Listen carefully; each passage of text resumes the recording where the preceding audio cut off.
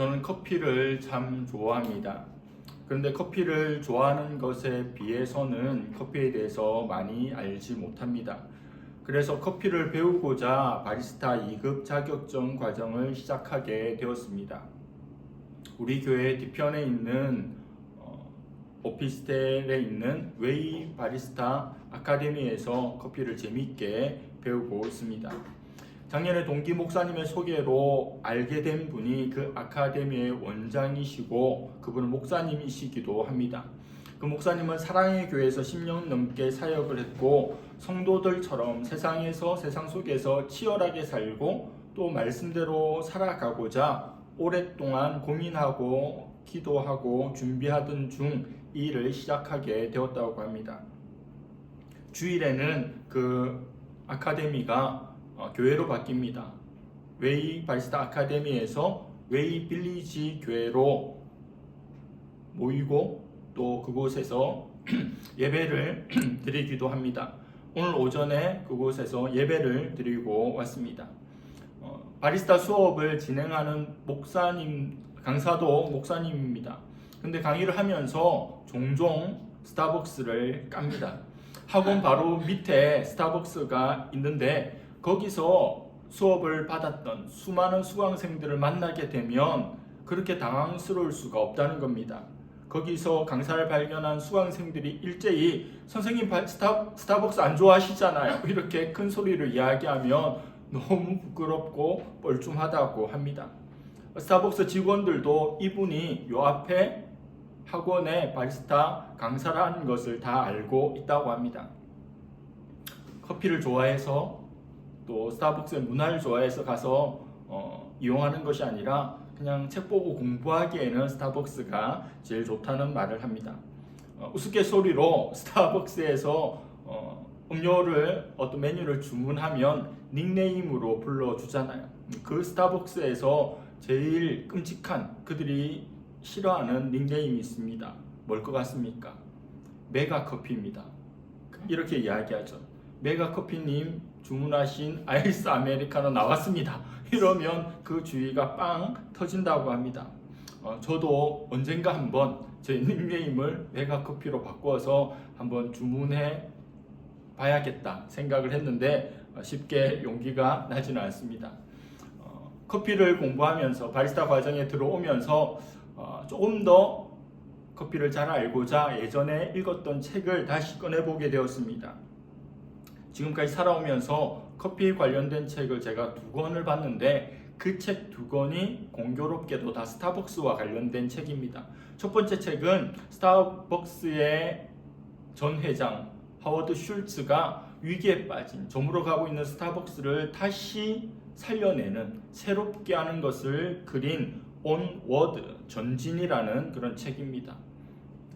두 번째 책은 한국의 마케팅 전문가가 이 스타벅스를 마케팅 분석을 했는데 스타벅스가 감성 마케팅을 한다고 하여 스타벅스 감성 마케팅이라는 제목으로 책이 나왔는데 요즘에는 스타벅스를 벤치마킹하라는 제목으로 새롭게 책이 나오고 있습니다.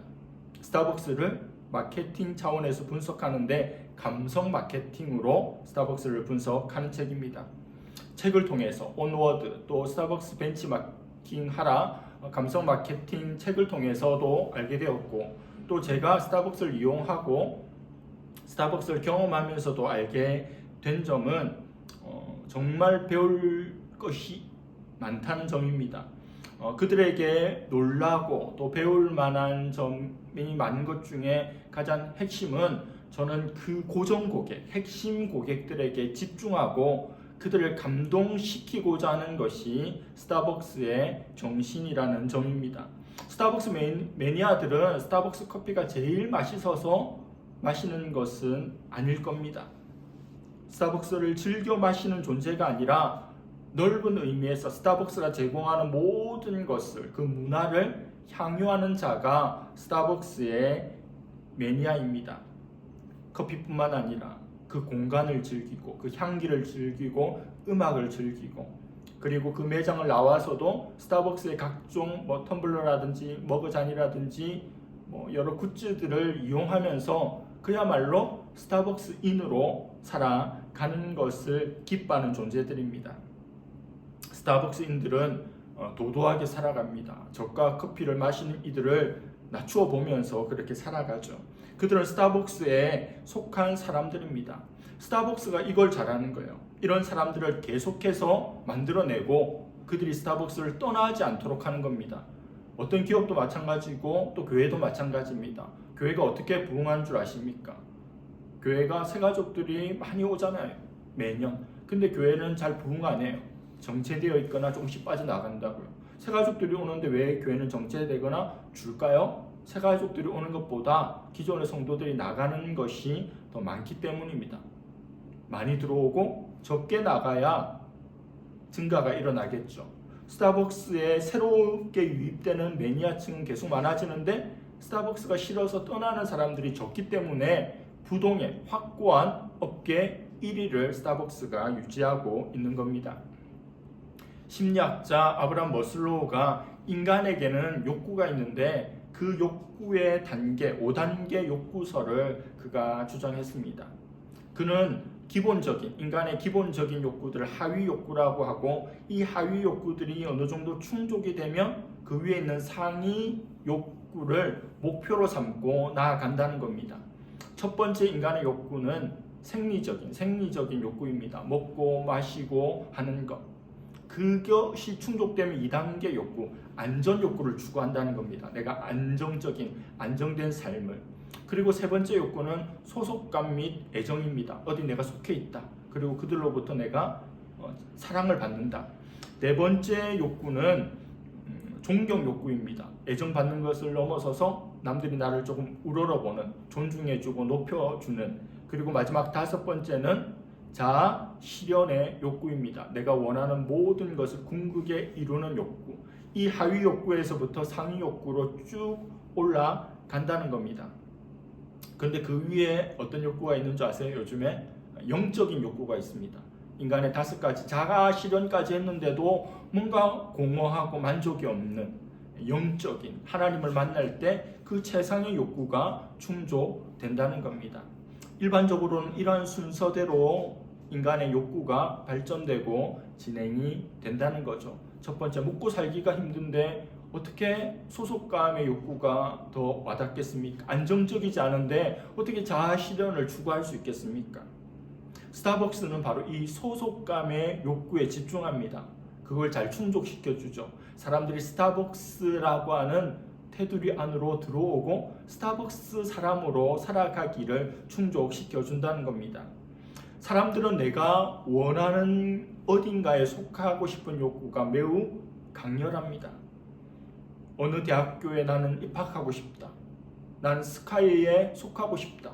아카라카를 외치고 싶고 또 고대 응원가를 부르고 싶다. 이런 욕구가 아이들을 공부하게 만들고 재수 삼수를 하게 만들죠. 나는 의사 가운을 입고 싶다. 이 욕구가 스카이 캐슬이라는 드라마를 만들어내고 삼수, 사수, 오수를 해서라도 의대에 가고 싶게 만듭니다. 졸업해서는요. 나는 어느 회사에 들어가고 싶다. 나는 그 회사의 명찰을 목에 걸고 식당에 가고 싶다. 그 명찰을 목에 걸고 스타벅스를 가고 싶다. 내가 그 회사에 다닌다는 걸 보여주고 싶다. 이런 욕구가 있는 거죠. 나는 삼성맨이 되고 싶다. 이런 것들이 다 소속의 욕구입니다. 한 귀족 모녀가 사교 모임에 참석을 했습니다. 그녀들이 등장하자마자 사람들이 이 귀족 모녀가 온 것을 보게 되죠. 그리고 이 모녀의 관심을 기울이는 무리들이 있는 겁니다. 딸이 딱 보니까 우리하고 친해지고 싶은 사람이, 말 걸고 싶은 사람이 보이잖아요. 어머니에게 말을 합니다. 우리와 만나고 싶어하는 저들과 이야기를 나눠야겠어요. 그러자 어머니가 딸을 제지합니다. 아니란다. 우리와 사귀고 싶은 사람들과 만나는 게 아니란다. 우리와 만나고 싶어하지 않는 이들을 만나야 하는 거란다. 어떤 느낌인 줄 알겠죠? 나를 만나고 싶어하는 사람을 내가 만날 게 아니라 내가 그 사람을 안 만나고 싶어 하듯이 우리를 보면서 안 만나고 싶어 하는 사람들과 만나야 된다는 겁니다. 고상한 클래식 음악이 흐르고 향기로운 와인이 세팅되어 있는 사교 모임의 자리는 이토록 치열하게 더 나은 곳에 속하기를 원하는 인간 마음의 전쟁터입니다. 여러분들은 어디에 속해 있습니까? 여러분들은 어디에 속하고 싶습니까? 오늘 시인은 자기가 어디에 속하고 싶다는 그 마음을 구구절절 우리에게 전해줍니다. 시편 84편의 시인은 예루살렘에 가기를 원합니다. 예루살렘에 있는 존재가 되기를 원하죠. 예루살렘에 속하기를 원합니다. 그런데 이유는 알 수 없지만 갈 수가 없는 처지입니다. 그런 형편입니다. 그 마음을 이렇게 표현합니다. 1절, 2절입니다. 만군의 여호와여, 주의 장막이 어찌 그리 사랑스러운지요. 내 영혼이 여호와의 궁정을 사모하여 새약하며 내 마음과 육체가 살아계시는 하나님께 부르짖나이다. 유대인들에게 있어서 예루살렘 성전은 모든 이교들도 마찬가지겠지만 그들의 성전에 대한 마음은 지극합니다. 목숨을 걸고도 모든 것을 바치고도 그 성전을 위해서 살고 싶어합니다. 가짜 신도 그런데 여호와 하나님 참 신이신 하나님을 믿고 섬기고 만난 그 성전에 대한 유대인들의 마음이 얼마나 깊을까요? 지상에서 가장 신성한 곳이 예루살렘 성전입니다. 왜요? 그 지성소에서 하나님께서 인생들을 만나주시고 그곳에 하나님의 영광, 쉐카이나 하나님의 영광이 있기 때문입니다. 물론 솔로몬이 말한 것처럼 하나님은 땅에 계시는 분이 아니죠. 하늘들의 하늘이라도 주님을 용납할 수 없는 존재가 우리 하나님이십니다. 근데 하나님은 자신의 이름을 예루살렘에 두시겠다고 말씀합니다. 그리고 임재의 상징인 성전 장막 뒤 시은자, 시은소에 자신을 나타내시겠다고 하나님께서 하셨습니다. 그래서 이스라엘 유대인 남자들은 성전을 너무 사랑합니다. 그리고 1년에 3번 절기 때마다 성전을 방문하기를 간절히 원하게 된다는 겁니다.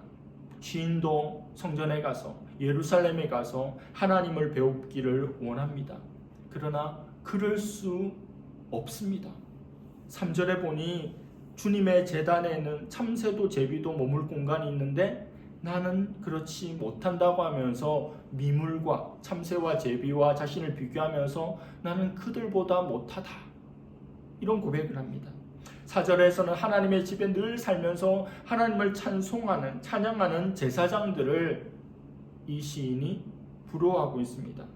오늘날로 치면 일상적인 삶을 살아가고 정신없이 세상에서 일을 하는 사람이 하나님이 너무 좋고 예배가 좋고 말씀이 좋아서 목사님들은 좋겠다, 하루 종일 주님의 교회에 있고 주님을 섬길 수 있고 말씀과 기도와 찬양 속에 있고 하나님 일을 늘 하니까, 그런 마음이 오늘 시인의 마음입니다.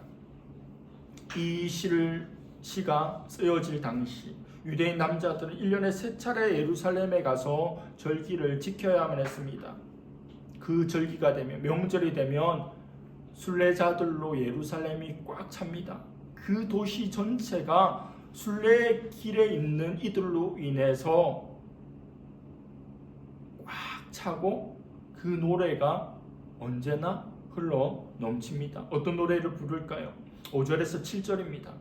주께 힘을 얻고 그 마음에 시온의 대로가 있는 자는 복이 있나이다. 그들이 눈물 골짜기로 지나갈 때에 그곳에 많은 샘이 있을 것이며 이른 비가 복을 채워주나이다. 그들은 힘을 얻고 더 얻어 나아가 시온에서 하나님 앞에 각기 나타나리이다. 순례길에 있는 이들이 이런 노래를 부르면서 예루살렘 성으로 나아가는 겁니다. 그런 경험이 있고 그것을 알고 있는 시인이 이런 내용들을 읊조리고 있는 겁니다. 순례자들, 순례길에 있는 이들은 3가지 측면에서 3가지 방향으로 바라보는 것이 있습니다. 첫 번째는 그들 자신을 들여다봅니다. 주께 힘을 얻고 그 마음에 시온의 대로가 있는 자는 복이 있다는 말은 마음으로 순례에 동참하는 이들이 이 순례길에 있는 자들에게 복이 있다는 의미입니다. 사람들 마음에 로드맵이 있죠. 지도가 있습니다. 우리 인생 아무렇게나 살아가는 것이 아니라 지도가 있어서 로드맵이 있어서 내가 원하는 쪽을 향해서 나아가는 겁니다. 순례길에 있는 자들이 하나님을 향해서 나아가듯이 우리 인생의 수많은 길들 가운데 합당한 길을 정하고 그 길을 나아가는 자들이 인생의 순례길에 있는 자들입니다. 그렇게 순례를 하며 자신을 들여다보았던 이들이 두 번째로 들여다보는 것은 자신의 과거입니다. 그들이 눈물 골짜기를 지났다고 합니다. 우리도 살아오면서 얼마나 많은 눈물 골짜기가 있었습니까? 그때를 돌아보면 어떤 마음이 들죠? 하나님께서 도와주셨지. 힘들고 어려웠지만 하나님께서 안아주셨지. 하나님께서 인도해 주셔서 그 모든 과정을 지날 수 있었지. 감사와 찬양이 흘러넘치죠. 세 번째, 그들은 앞을 바라봅니다. 자신을 바라보고 자신의 뒤를 바라보고 이제 앞을 바라보는데 하나님께 나아가고 하나님 만날 것에 대한 고대하는 마음이 충만합니다. 하나님을 사모함으로 힘을 조금 더 내어서 하나님께 빨리 다다라야겠다. 그런 원함이 있는 겁니다. 순례자들의 마음, 자신을 돌아보고 뒤를 헤아려 보고 앞을 향해 나아가면서 하나님을 향한 사모함이 가득한 그것이 순례자의 마음인데 오늘 예루살렘에 올 수 없는 이 시인은 그 마음을 자신의 마음으로 느끼며 갈망하고 있는 겁니다. 시인이 시간과 장소를 표현하는 단어를 써서 그의 이 애절한 마음을 담아내고 있는데 바로 오늘 본문에서 가장 핵심인 10절 말씀이 그것입니다. 주의 궁정에서의 한날이 다른 곳에서의 첫날보다 나은즉 악인의 장막에 사는 것보다 내 하나님의 성전 문지기로 있는 것이 좋사오니. 주님의 궁정에서 주님의 집에서 하루 사는 것이 악인의 다른 곳에 악인의 장막에서 천일 동안 사는 것보다 낫다는 겁니다. 악인의 장막에 사는 것보다 하나님 집에 문지기라도 살 수 있는 것이 자기는 더 낫다는 겁니다. 주의 집에서 하루가 다른 곳에서 첫날보다 낫고 또 악인의 장막보다 하나님의 성전 문지기가 더 낫다고 비교하고 대조하고 있습니다. 이 얼마나 아름답고 감동적인 고백입니까? 김종환 씨의 사랑을 위하여라는 노래에 이런 가사가 나옵니다. 하루를 살아도 행복할 수 있다면 나는 그 길을 택하고 싶다. 하루를 살아도 행복할 수 있다면 그 길을 택하고 싶다. 오늘 시인의 마음이자 고백입니다. 단 하루를 살더라도 나는 행복한 삶을 살고 싶다. 단 하루를 살더라도 하나님의 집에 문지기라도 그곳에서 일하고 살고 싶다는 것이 시인의 마음입니다. 악인의 장막과 또 성전 문지기와 관련된 제가 생각할 때 가장 와닿고 또 크게 느껴졌던 어떤 두 가지 이야기를 함으로 오늘 설교를 마무리하고자 합니다. 첫 번째는 악인의 장막과 관련된 이야기입니다. 이정재, 황정민, 최민식 주연의 신세계란 영화가 있습니다. 경찰청 수사기획과 과장인 최민식이 어느 날 신입 경찰인 이정재를 찾아갑니다. 계급을 보니 순경이에요. 이제 막 경찰이 된 겁니다. 최민식이 이정재에게 이야기합니다. 나랑 같이 한번 어떤 일을 해보자고. 그래서 이정재가 같이 하려고 합니다. 어떤 일이냐면 국내 최대 범죄 조직인 골드문의 위장으로 잠입하는 언더커버의 역할을 하라는 겁니다. 이제 갓 경찰이 된 이정재가 받아들입니다. 그리고 한 8년 정도의 시간이 흘렀습니다. 조직에서 승승장구해서 조직의 2인자인 황정민의 오른팔이 되었습니다. 그런데 어느 날 이 골드문 그룹 회장이 갑자기 죽게 되었고 이 골드문 그룹의 후계자 차기 회장을 세우기 위한 처절한 전쟁이 그 속에서 조직 속에서 일어납니다. 영화를 보면 사실은 경찰이지만 깡패로 건달로 조직원으로 살아가는 이중적인 삶을 사는 이정재의 그 고뇌와 그 눈물과 안타까움이 많이 드러납니다. 끊임없이 이야기하죠. 이번 프로젝트만 끝나면 저를 빼주십시오. 저는 이제 그만하고 싶습니다. 얼마나 힘들겠습니까? 두 세계에 속해서 살아가는 것이. 경찰이지만 경찰도 아니고 건달이지만 건달도 아닌 이정재. 그런데 그를 그곳에 보낸 최민식이 이정재를 놔두지 않습니다. 그를 조직의 깊숙한 자리에 심어서 결국 이 조직을 컨트롤하겠다는 것이 최민식의 생각이죠. 우여곡절 끝에 어떤 일이 일어나냐면 경찰 쪽에서 이정재가 잠입한 경찰이라고 하는 것을 아는 이들이, 높은 쪽에 있는 이들이 다 죽게 됩니다. 조직에서는 당연히 이정재가 경찰이라는 걸 모르죠. 그리고 조직의 2인자인 황정민도 죽게 됩니다. 결국 이정재가 그 조직의 1인자 회장이 됩니다. 회장실에 들어와서 자리에 앉아서 여러 생각에 잠기는 이정재의 모습을 보여줍니다. 그리고 영화가 끝날 때 한 장면을 보여주는데 초기에 황정민과 함께 다른 조직원들을 칼로 수십 명을 찔러 죽이고 나오는데 죄책감이 들거나 무거운 마음이 아니라 씩 웃는 모습을 보여줘요. 경찰이지만 이정재라고 하는 그 사람 속에 있는 악마성을 보여줌으로 그 회장직을 그대로 이어갈 것을 암시함으로 영화가 끝납니다. 이정재는 무엇을 선택했습니까? 물론 어쩔 수 없는 부분도 있지만 말단 경찰이 아니라 악한 조직의 회장 자리에 그의 마음이 더 끌리게 됩니다. 최민식도 극중에서 이런 이야기를 하죠. 네 동기들은 너 월급에 지금 발가락도 못 따라오지 않냐? 너 한 달에 얼마 버느냐? 조직에서 그 정도 올라갔으니 뭐 어마어마하게 벌겠죠. 처음에는 괴로워했지만 이제는 그 자리를 자신의 자리로 받아들이는 모습이죠. 이것이 악인의 장막에 사는 모습입니다.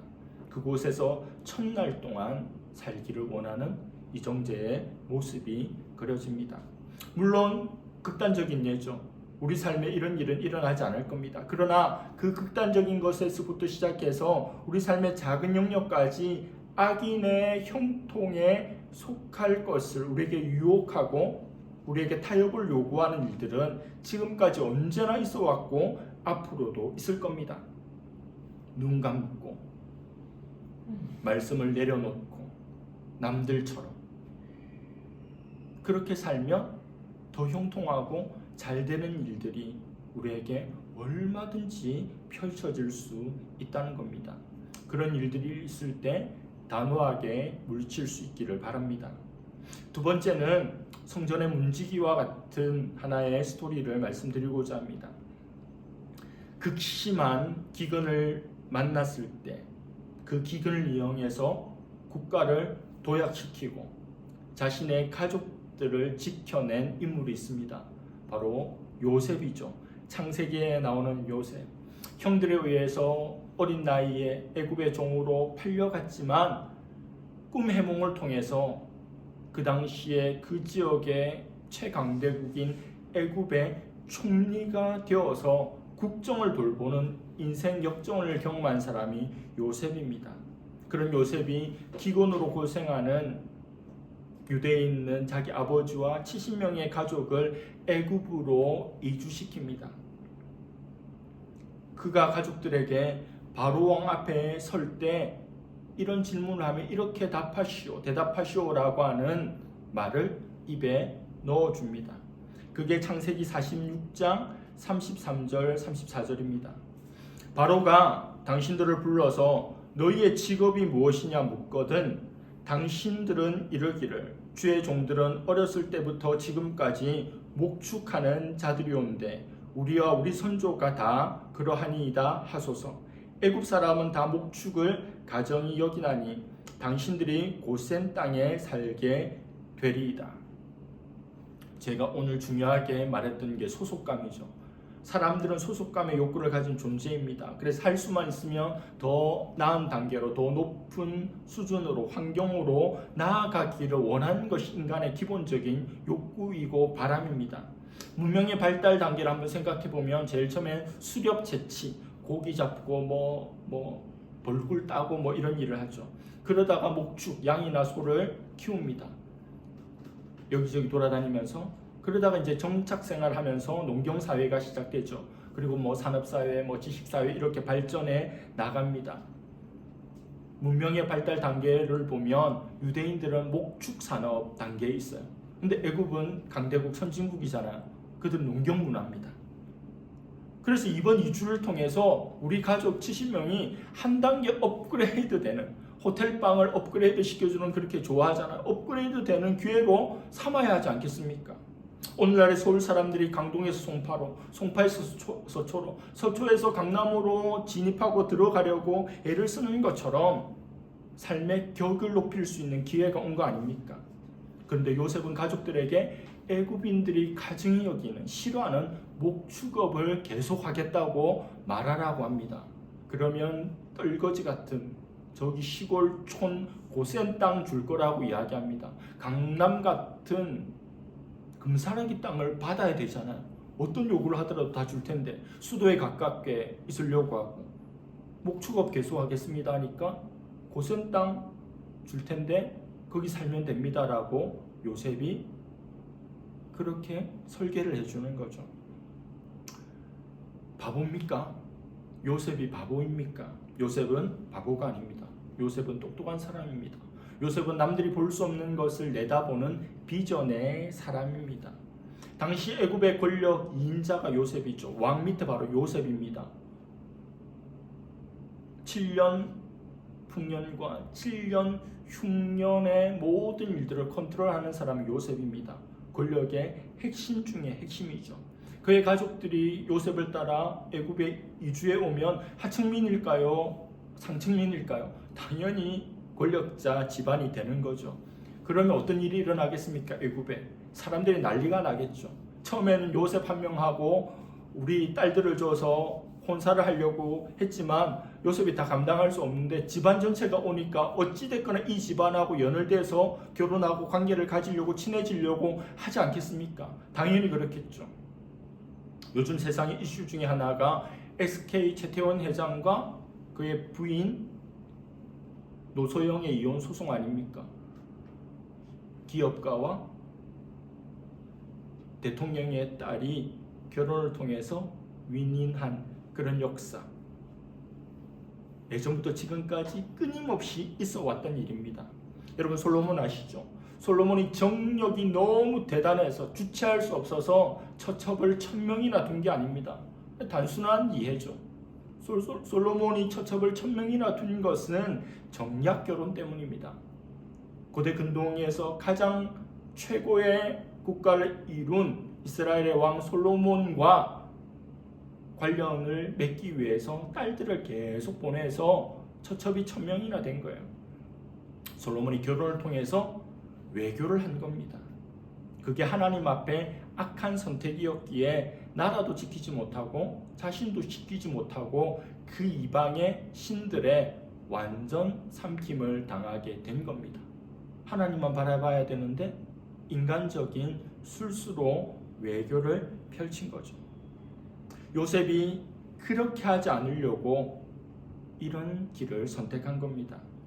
애굽인들은 권력의 노른자에 있지만 여전히 목축하고 있고 가정이 여기는 일을 하고 자기들이 쳐다도 안 보는 고센 땅에 살고 있는 히브리인들에게 관심이 전혀 없게 세팅해 놓은 겁니다. 왜요? 왜 그렇습니까?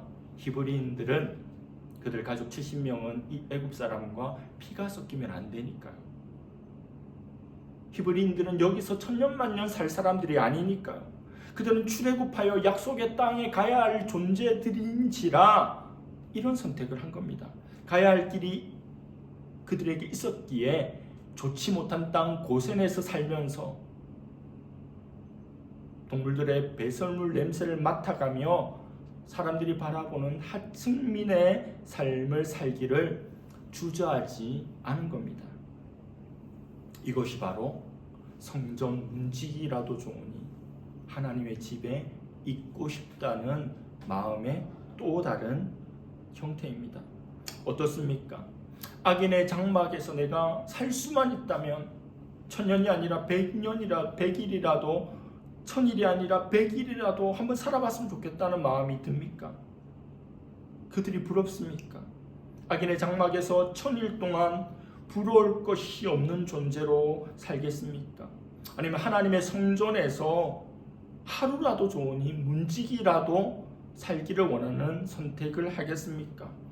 영원하지 않은 것이 아니라 영원한 것에 진짜처럼 보이지만 진짜가 아닌 가짜가 아닌 좋지 않은 것처럼 보일 수 있지만 진짜인 세계에 속해야 하지 않겠습니까?